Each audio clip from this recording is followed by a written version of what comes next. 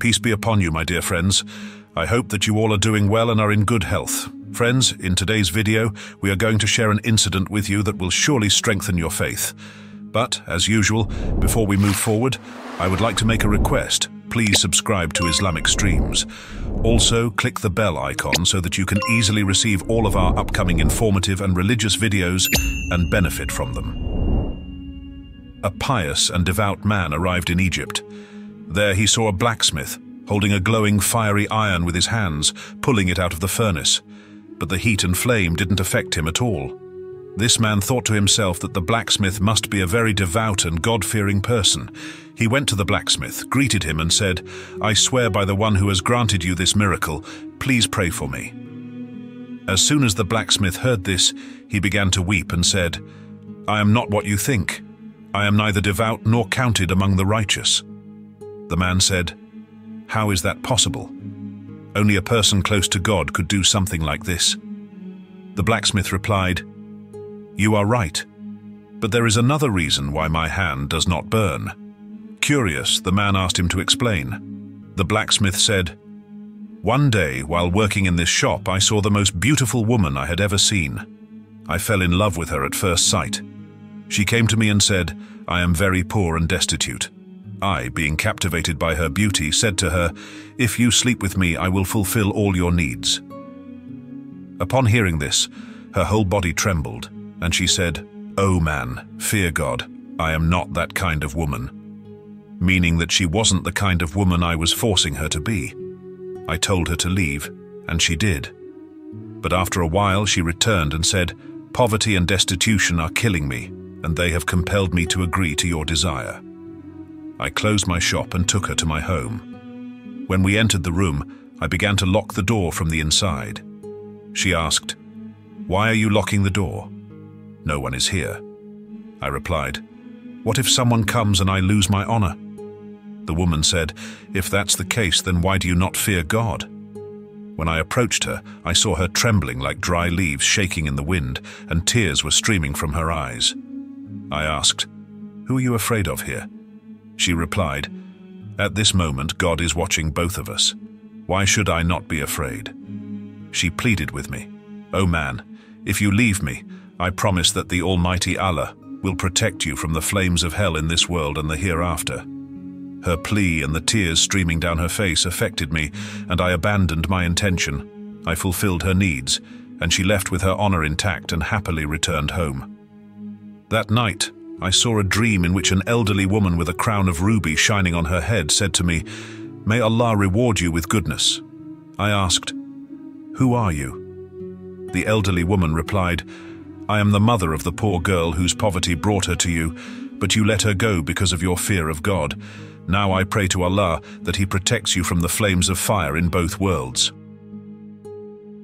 Dear friends, let me share another incident with you. During the time of Imam Shafi, a caliph gave his wife a strange form of divorce, which later became a major issue in Islamic jurisprudence. The king was sitting with his queen and jokingly asked her, 'What do you think of my appearance?' The queen, who was the king's most beloved wife and in a playful mood, responded, 'You look like a man destined for hell.'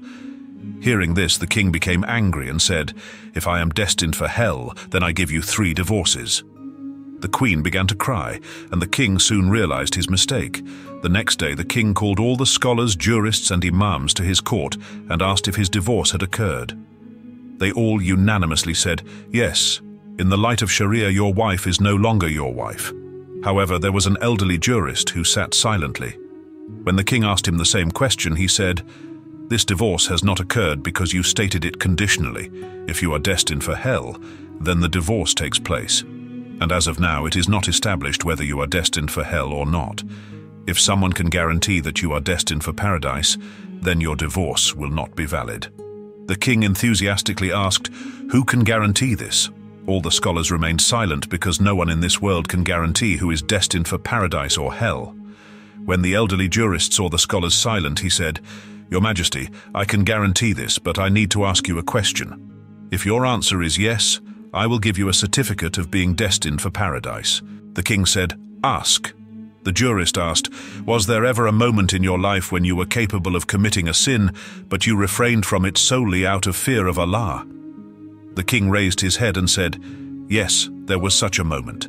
He then recounted, "I entered my chamber where a maidservant was cleaning. She was very beautiful, and I became tempted. I locked the door from the inside. I approached her with bad intentions, but she began to cry and shouted, 'O king, fear Allah! He is more powerful than you.' Hearing this, the fear of Allah overcame me. Although I was the king and no one could stop me, I opened the door and let her go." After hearing this, the jurist smiled and recited a verse from the Quran, which I will share with you in this video. "But as for him who feared standing before his Lord and restrained himself from impure desire, paradise will be his refuge." The jurist then said, "I guarantee you are destined for paradise, and your divorce has not occurred. Dear friends, as Muslims, we are always seeking paradise. But this incident shows that paradise is always in front of us, and it requires just one thing, that we repent from any sin we have the power to commit out of fear of Allah. May Allah keep us in His fear and protect us from all kinds of sins. My dear friends, we should always stand before Allah and pray that He keeps us away from such deeds.